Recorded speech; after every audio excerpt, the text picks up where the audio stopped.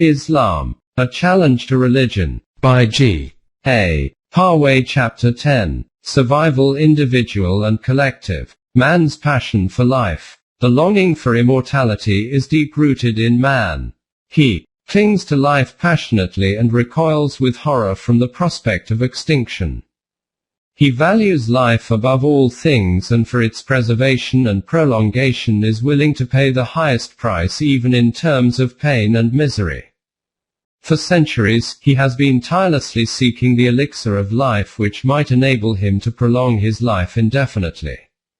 Frustration only spurred him on to put forth greater efforts. Man's passion for life knows no bounds. He wants to live, no matter what the cost may be.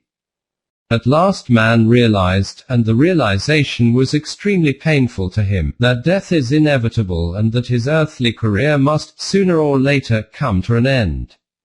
He realized the futility of his efforts to evade death, and yet the desire for life burned in him as fiercely as it did in the breast of his remote progenitor.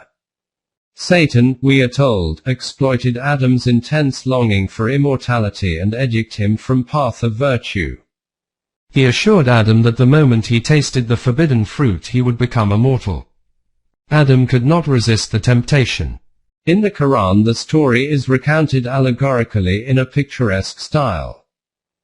But Shaitan whispered to him, saying, "O Adam, shall I show thee tree of immortality and power that wasteth not away?" And Adam and his wife ate thereof, so that the shame became apparent to them, and they began to hide by heaping on themselves some of the leaves of the garden. And Adam disobeyed Rabb and went astray. 20. 120-21. Adam typifies man in general, Shaitan, Satan, typifies the forces of debasement and destruction. Tempted by these, man has often sought shortcuts to immortality and has forsaken the path which, though long and wearisome call, alone lead him to the desired end. Men reacted to the knowledge that death is inevitable in two different ways. A few hard-headed and empirically oriented men centered all their hopes on this brief earthly life and resolutely refused to look beyond death. Their aim was to make the most of life, to enjoy every moment of it fully, untroubled by the thought of their ultimate fate. Every moment was to be filled with pleasurable experience, and the thought that death was round the corner intensified their joy in life. They lived in the present and refused to turn their thoughts to the future, which, they believed, could never be theirs. For the majority of men, however, the lure of immortality remained as strong as ever. Balked in their efforts to evade death, they began to speculate on the ways in which life might be possible even after death. Some of them pinned their faith on collective survival. Though they might die as individuals, yet they might somehow continue to exist in the lives of their children and children's children.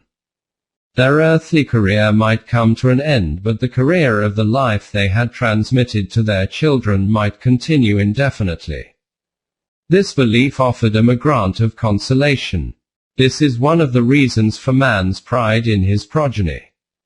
The Quran refers to the joy man feels in those he has begotten. Beautified for mankind is love of the joys that come from wife and children, and stored up heaps of gold and silver and horses of mark and cattle and tilth. That is comfort of the life of this earth, but Allah with him is a more excellent abode. 3:13. It is obvious that this is not the immortality which is really desired by man. What he wants is not the preservation of a portion of his body, but the continuation of his individuality. In collective survival, the I has disappeared. The torch of life that a man has transmitted to his children may be carried through generation to generation for centuries. But the I that he prized most and longed to perpetuate vanished at the moment of his death.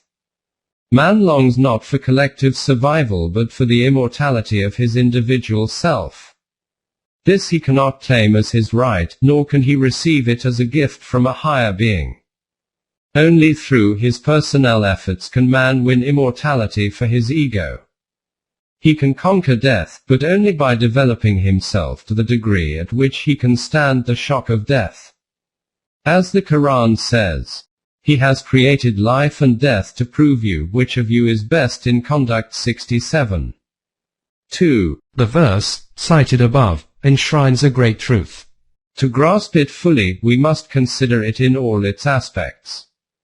Death is a natural phenomenon. It is a physical change which overtakes the human body. The body had its origin in the union of parental life cells. For a number of years it continued to develop through the processes of maturation and exercise. After reaching its peak, it begins to decline and decay. The process of disintegration culminates in death. The crucial question is whether there is anything in man which survives the dissolution of the body. The answer is that the self which grew and developed in the matrix of the body may survive it and may, on the breakup of the body, launch out on a fresh career. We, by no means, suggest that this is true of all selves. We admit that some philosophers of repute have held the view that the self is its nature imperishable. McTaggart, to mention only one, has developed this view in his writings and has defended it with arguments that are regarded as worthy of attention in philosophical circles. We do not subscribe to this view because it does not harmonize with the Quranic view of the destiny of the human self. In taking up this attitude to McTaggart's position, we have also been influenced by two rational considerations.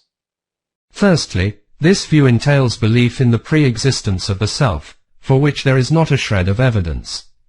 Secondly, with the acceptance of this view, emphasis shifts from what the self does to what it is.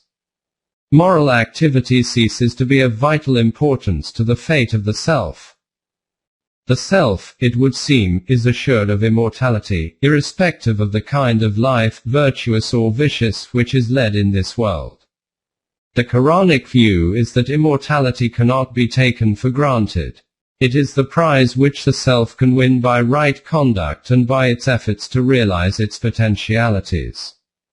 The self may win the prize or it may lose it.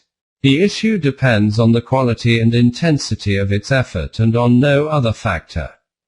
For the self which has lived the right kind of life, death has no terror. The Quran makes this point clear. The great horror shall not grieve them.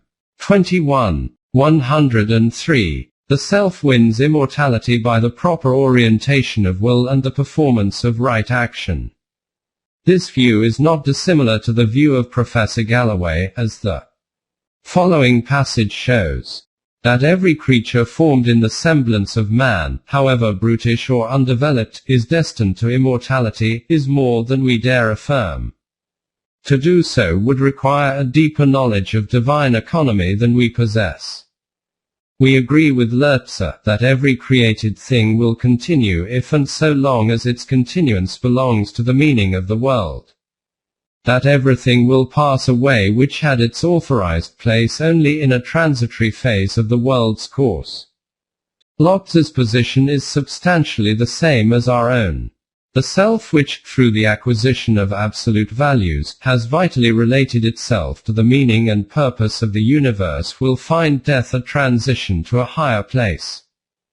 2. Life and death. The Quran emphatically asserts that death is not the final end but a gateway to different kind of life.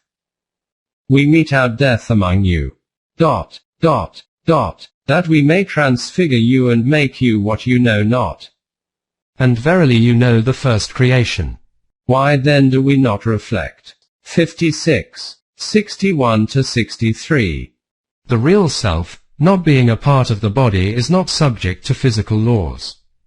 It is dependent on the body for functioning in the physical world, but it may continue to exist after the destruction of the body, its instrument. And they say, what? When we have become bones and dust shall we indeed be raised up a new creation. Say thou, be ye stones or iron or a substance still more improbable in your hearts, to be restored to life. But they will say, who shall bring us back? Say thou, he who brought you into being for the first time. 17. 49 to 51. We interpret this verse as meaning that the self is not the product of physical forces and is not subject to natural laws. It owes its existence to and is directed by the divine Amra. In the hereafter, as in this life, it is sustained and guided by Amra as it guides the evolutionary process. It may, therefore, be fit or unfit to exist and function on the plane to which it has been carried by evolution. It is no doubt true that many philosophers and scientists refuse to believe that the self can survive the dissolution of the body. Their argument may be summarized in this way. The identity of the ego depends on memory, and memory is a function of the nervous tissue. When the nervous tissue is destroyed, memory ceases to exist and the ego too disappears. We urge that life after death becomes intelligible when it is viewed in relation to the evolutionary progress of the self. The ego takes its origin in and develops dependent on the body. It may, however, attain that stage of development where it can carry on by itself. So too does the imago discard the chrysalis in which it developed and starts on an independent career. It all depends on the degree of development achieved by the ego, and what has come to you that you hope not for something more weighty from God, when he has developed you by gradual ascents. Opening parenthesis. 71. 13 to 14. Gradual ascents are the keywords in the above verse. The self does not remain stationary but is meant to rise to higher stages of development. When it reaches a particular stage of development, it would mean that it has related to the meaning of the world, and the world, therefore, cannot afford to throw it overboard. 3. Will and action. Will and action are of paramount importance for the development of the self and, therefore, for its survival too. Will and action are really aspects of the same process. Action is will actualized, and will is latent action. It has been truly said, no will, no action, but the reverse is also true, no action, no will. Only a free self possesses will, in this sense, and only such a self can perform actions which have relevance to survival. Animals act under the compulsion of instinctive urges and without foresight of the results of their actions. They, therefore, cannot be credited with will as we understand it. In the same way, the activities of the animal are not actions. An action is that which has been deliberately chosen by a free self and has been voluntarily performed by it.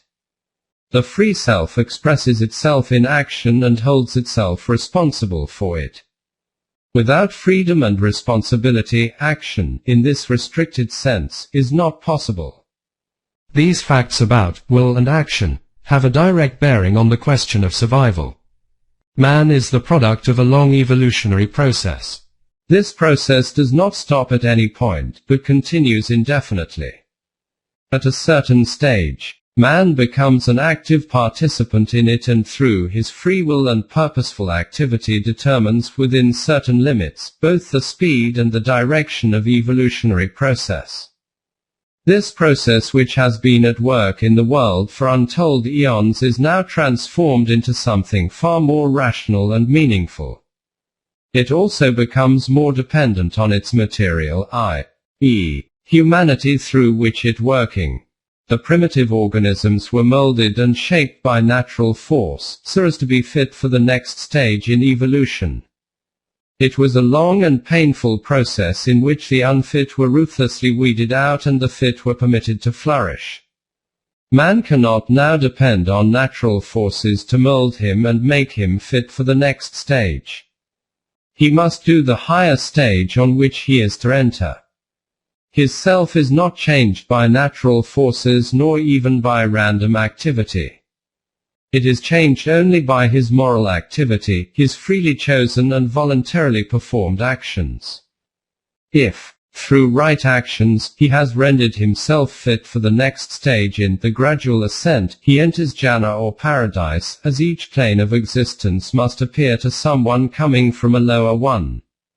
On the other hand, a man who is unfit feels anguish and misery at the sight of good things he cannot enjoy, of opportunities he cannot avail of a glorious life just beyond his reach. He is in hell. As already stated, heaven and hell are not localities but states of mind. However, as a state of mind is transitory, it is not a suitable term. Heaven, Jannah, stands for fruition coupled with glowing home for the future. Hell, Jahannam, is the experience of frustration tinged with remorse and regret. The person who permits his self to weaken, stagnates and becomes perverted. He languishes in a state between life and death. He does not live because life consists of upward movement of which he is incapable. He cannot die because remorse and frustrated desire prevent him from relinquishing his hold on life. Both the pleasure of existence and the insensibility of non-existence are denied him. The Quran says about him, wherein he neither dies nor lives. 87:13. All that he can do is to give expression to the remorse that gnaws at his vitals. Oh, that I had sent something beforehand for my life. 89:24. The inmates of Jannah, on the other hand, will give expression to their happiness in these words. We shall not die any other than our first death. 37:57-58. They have successfully stood the test of death and they know that they will not be subjected to the same test again. Their eyes dwell on new vistas of self-development and the path which leads to them is illumined by the divine light, running before them and on their right hand. 57:12. The materialists maintain, there is no other than life in this world. We live and die and nothing destroys us but time. 45:24. The Quran, however, tells us that we can rise much higher above the plane of earth-rootedness and pass out of the confines of the heavens and earth. 55:33. Provided we develop the powers that are latent in us. These two views are in direct opposition to each other. Do those who commit ill deeds think that we will make them as those who believe and do the right equal in their life and death? How ill they judge. 45:21. The Mu'min is untiring in the pursuit of the good and keeps his eyes riveted on the eternal verities, is not afraid of death. He welcomes it gladly as he believes that he will pass through the shadow of death to a fuller and richer life. The poet Iqbal says, let me tell you by what sign you may recognize the true Mu'min. When the grim specter of death approaches, he greets it with a smile. Opening parenthesis. Armagan-e-Hijaz, page 165. It is so because death, for him, is not the end of life but the threshold of a far more glorious life. The Mu'min regards death as a test which gives him the opportunity to prove his fitness for the higher life he is about to enter. The Jews claimed that every member of the Jewish race was predestined for paradise. In that case, says the Quran, they should face death with equanimity as they had nothing to fear. If the abode of the hereafter with God be for you, exclusive of the rest of mankind, then long for death if you are truthful. 294. The Quran leaves no doubt on the point that paradise is not reserved for a particular race or community but is open to all who are steadfast in the pursuit of the good as revealed in the Quran, and who lay down their lives for the cause of truth. Immortality and eternity. It should be noted, however, that immortality does not imply eternity. Eternity belongs to God alone. It is also beyond our power to formulate a precise definition of immortality. It refers to stages of existence which transcend human calculation. All we can say, and all we need know, is that life has no end. When we attain a higher stage, new vistas are opened up for our ambition. It is the nature of life to move forward unceasingly. The self in which the movement is retarded or arrested, suffers the torments of hell. It may be pointed out here that, from the Quranic point of view, there is much difference between survival after death and immortality. While survival is for every human being who has attained self-consciousness, immortality is only for those who have developed their self and have thus qualified themselves for higher planes of life after death. Closing parenthesis. At this point, we would do well to guard ourselves against a misconception. No doubt, we will reap the harvest of a good life in the hereafter, but actions which lead to the realization of higher values are requited in this life as well. The Quran's teaching is not otherworldly alone. It attaches due importance to this world also. Good actions enhance life and confer on us the gift of unalloyed happiness. The full fruition of realized values may be possible only in the hereafter, but we can get a foretaste of the joys of heaven in this life also. Of course, the final success or failure of a life can be known only when that life has run its course. At any stage in life, the next step might be in the right or wrong direction. The balance sheet of life is possible only when it has ended. Nevertheless, reward is not withheld from the good man during this life. His good deeds bring him peace and happiness. Good action does not benefit the doer alone. Its beneficial effect pervades the world and helps to make it a better place, the home of goodness, beauty and truth. The good man realizes himself through serving his fellow beings. He, therefore, contributes his might to the creation of a social environment in which truth and justice prevail and in which each individual enjoys the right to express and develop himself in his own way. To create such a social atmosphere has always been the aim of Islam. Some religious are primarily concerned with the salvation of individual men, while others are preoccupied with the stability and efficiency of human society. Islam seeks to create a social milieu in which the human personality may function freely and grow to its full stature. In the next chapter, we will try to assess the value of Islam as a cultural force. Reference 1, G. Galloway, The Philosophy of Religion, pp. 572-73.